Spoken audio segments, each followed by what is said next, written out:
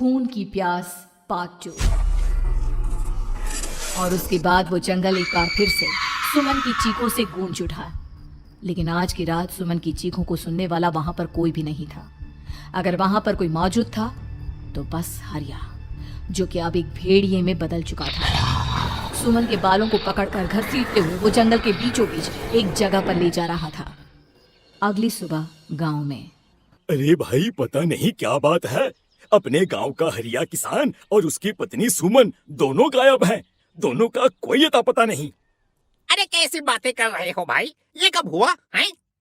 अरे पूरे गांव में खबर फैली पड़ी है। कल रात को दोनों खेत की तरफ जा रहे थे, लेकिन लौटकर आए ही नहीं। तो हो सकता है अपने खेत पर होंगे। पूरा गांव ढूंढ कर आया है भाई। जानते हो क्या मिला वहाँ पर? क्या हुआ भाई? क्या मिला? बताओ हमें, क्या मिला?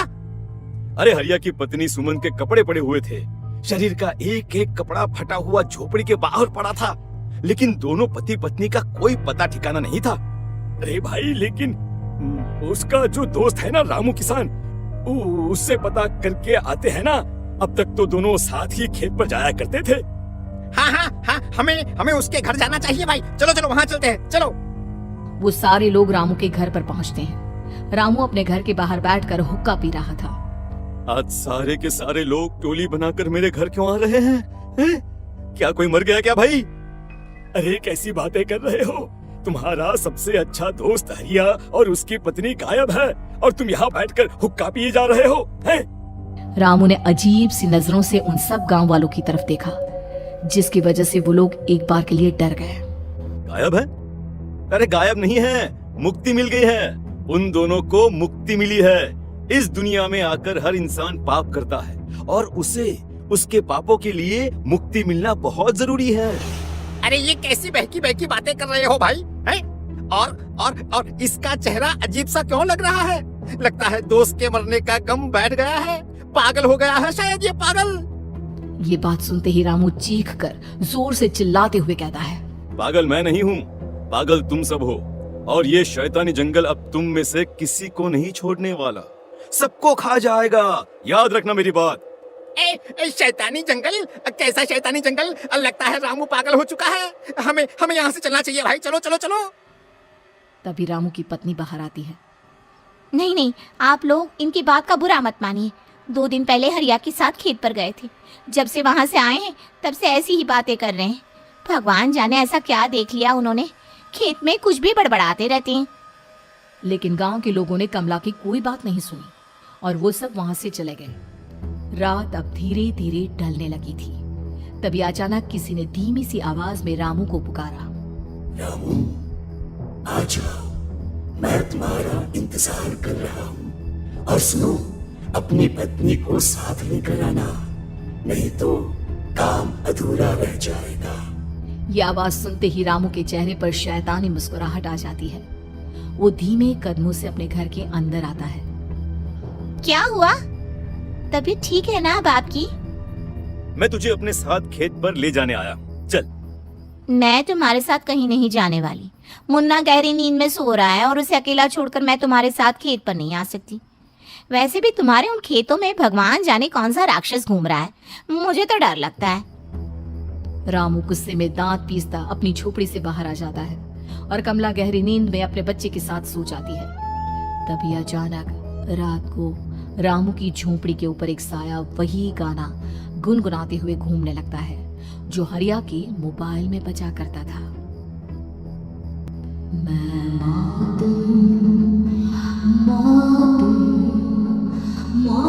जो असली है, जो आएगी कहीं से निकल जाएगी सबको। मैं मौत, अब मैं छोड़ूंगी नहीं किसी को।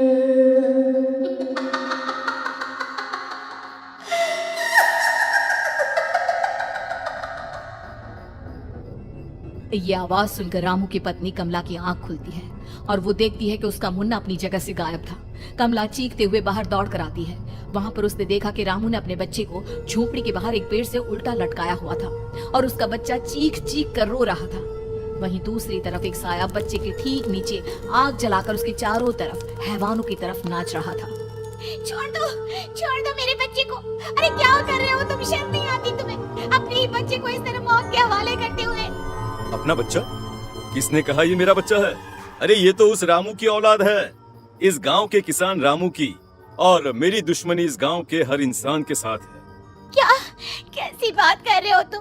और ये औरत कौन है? ये मेरे बच्चे को खा जाएगी। तभी अचानक से उस साया ने एक बेहद खतरनाक दिखने वाली औरत का रूप ले लिया और उसकी आंखों से आग निकल रही थी। सही पहचाना तूने। मैं तेरे बच्चे को खा जाऊंगी। अगर तू अपने इस हैवान पति रामू के साथ जंगल नहीं आई, तो मैं तेरे बच्चे को खा जाऊंगी। लेकिन क्यों? आखिर क्या चाहती हो तुम मुझसे? मुझे जंगल क्यों ले जाना चाहती हो? औरत बुरी तरह से ठहाके मार मार कर जोर जोर से हंसने लगी और साथ में रामू भी। ये तो तुझे वहाँ चलने के बाद ही पता चलेगा ना। अगर तू नहीं आई तो थोड़ी देर में तेरा ये बच्चा आग में जलकर मर जाएगा। चल जल्दी। नहीं नहीं, मेरे बच्चे को छोड़ दो। तुम जहाँ कहोगे मैं तुम्हारे साथ चलने के लिए तैयार हूँ। और उसके बाद उस बच्चे को झोपड़ी में लिटाकर आगे आगे वो साया चल रहा था और उसके पीछे पीछे रामू अपनी पत्नी के बाल पकड़कर उसे घसीटते हुए जंगल की तरफ ले गया। जंगल में जाने के बाद कितनी खूबसूरत हो तुम। आज की रात बस तुम और मैं एक दूसरे के साथ रहेंगे। मुझे तुमसे बहुत डर लग रहा है। तुम्हें क्या हो गया है? तुम तो बिल्कुल ठीक थे। वो होगा जो हमारे बीच होना चाहिए। तो आओ आओ अपने आप को मेरे हवाले कर दो। कमला ने डर की वजह से अपनी दोनों आंखें कसकर बंद कर ली थी। रामू ने बुरी तरह से चीख कर कमला से कहा, आंखें खोलो अपनी और मेरी तरफ देखो। कमला ने जैसे ही अपनी आंखें खोली उसने देखा कि रामू एक खतरनाक हैवान में बदल चुका था। कौन हो तुम? जाने दो मुझे। क्या चाहते हो मुझसे? वही जो एक आदमी एक औरत से चाहता है। मैं तुम्हारा पति रामू नहीं, बल्कि इस जंगल का एक भेड़िया हूँ, और आज की रात तुम्हारे खून से अपनी प्यास बुझा जाऊं। और उसके बाद वो जंगल कमला की दर्दनाक चीखों से गूंज उठा। अगली सुबह कमला के कपड़े भी जंगल में उसी तरह पाए गए जैसे कि सुमन के पाए गए थे। इस घटना के बाद पूरे गांव में दहशत का माहौल था। अपने माँ बाप की मौत और गांव में हो रहे इस तरह की घटनाओं की खबर सुनकर किशन शहर से गांव लौट आया था। अपने माँ बाप की बेदर्द मौत की वजह से वो बहुत परेशान था। तभी अचानक उसे अपने घर में खाट के नीचे पड़ा हुआ वो मोबाइल फोन मिला जो उसने अपने पापा हरिया को गिफ्ट किया था। अरे कितने प्यार से पापा के लिए मोबाइल फोन लेकर आया था, इसे एक दिन भी काम में नहीं ले पाए। और आखिर कौन है जो गांव में इस तरह की हत्याएं कर रहा है? क्या है इन सब के पीछे? क्या है? मुझे पता करना ही होगा, वरना एक दिन पूरा का पूरा गांव खाली हो जाएगा। इस गांव में एक भी जिंदा इंसान नहीं बचेगा। गांव के लोगों की मदद करने के इरादे से किशन अपने गांव से दूर एक दूसरे गांव में बहुत बड़े तांत्रिक के पास मिलने के लिए गया। तांत्रिक बाबा, अब आप ही कुछ उपाय बता सकते हैं। भगवान जाने हमारे गांव को किसकी नजर लग गई है। नजर नहीं लगी है, किसी ने तुम्हारे गांव को बद्दुआ दी है। किसी सताई हुई आत्मा का प्रकोप है, और अब वो पूरे गांव में किसी को नहीं छोड़ेगी जब तक उसकी आत्मा को शांति नहीं मिल जाती। अरे लेकिन ऐसा कौन है बाबा? किसकी आत्मा है और कैसे मिलेगी उसे शांति? मौत है मौत, कहीं से भी आएगी और सबको निगल जाएगी। इससे बचने का सिर्फ एक ही उपाय है, लेकिन उस उपाय को करना आसान नहीं होगा। जो भी उस उपाय को करने की कोशिश करेगा उसकी जान जा सकती है। भले ही मेरी जान चली जाए, लेकिन मैं अपने गांव के लोगों की जान बचाने की पूरी कोशिश करूंगा बाबा। तो ठीक है, फिर अगली अमावस की रात जैसा मैं कहता हूँ वैसा ही करना। अमावस की रात तांत्रिक के बताए अनुसार किशन अपने साथ केरोसिन लेकर जंगल की तरफ चल पड़ा। उसके हाथ में देवी के मंदिर का सिंदूर भी था। किशन जंगल के बीचों बीच पहुंचा। ये देखकर उसकी आंखें फटी की फटी रह गई। वहां एक उबलते पानी का तालाब था और कई लोगों की लाश लटक रही थी। किशन की माँ बाप की लाश भी वहीं थी। माँ, बापू, क्या हो गया? ये क्या हो गया? तभी वहां पर एक औरत और आदमी आते हैं। उन्हें देखकर किशन चौंक जाता है। गोपाल काका, आपकी तो 5 साल पहले मौत हो गई थी। और निर्मला काकी, आप मौत तो हो गई थी, लेकिन तुम ये नहीं जानते कि हमारी मौत कैसे हुई थी। क्या क्या कहना चाहते हैं आप? कुछ नहीं, बस ये जान लो कि अब इस गांव में कोई जिंदा नहीं बचेगा। लेकिन क्यों काकी? क्योंकि 5 साल पहले इन गांव वालों ने मुझे डायन बताकर पत्थर मार मार के मार डाला। मेरी कोई गलती नहीं थी।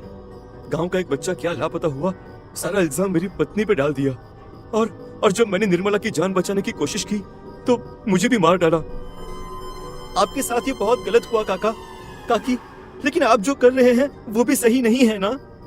तुम यहाँ से चले जाओ, वरना तुम भी नहीं बचोगे। हमारी आत्मा पिछले 5 साल से मुक्ति के लिए भटक रही है। चले जाओ यहाँ से। मौका देखकर किशन सिंदूर उन दोनों के ऊपर डाल देता है। उनका शरीर जलने लगता है और वो भयानक तरीके से चिल्लाने लगते हैं। अगले ही पल किशन उनके ऊपर कैरोसिन डाल देता है और वो दोनों जल जाते हैं। किशन अपने माँ बाप और दूसरी लाशों का अंतिम संस्कार करवाता है और अपने घर लौट आता है, लेकिन वो अभी भी इस